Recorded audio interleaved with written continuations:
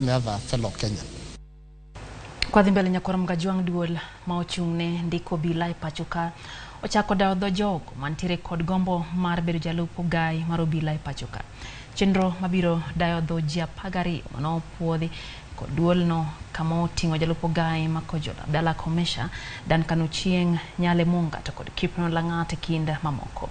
Jakom maduond no Eliud Kinodhia nolero ni gimanyo jalno mantiere kod lony mabiro konyo bad migawe goyo kange weche magarita kaka dwarore.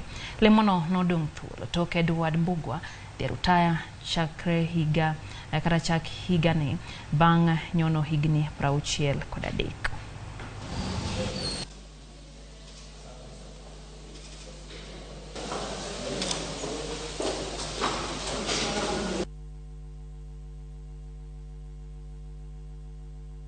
The specific of what we are looking for, I cannot at the moment preempt, because I will preempt the tool, and I have taken 2 candidates, and I have 10 more to come.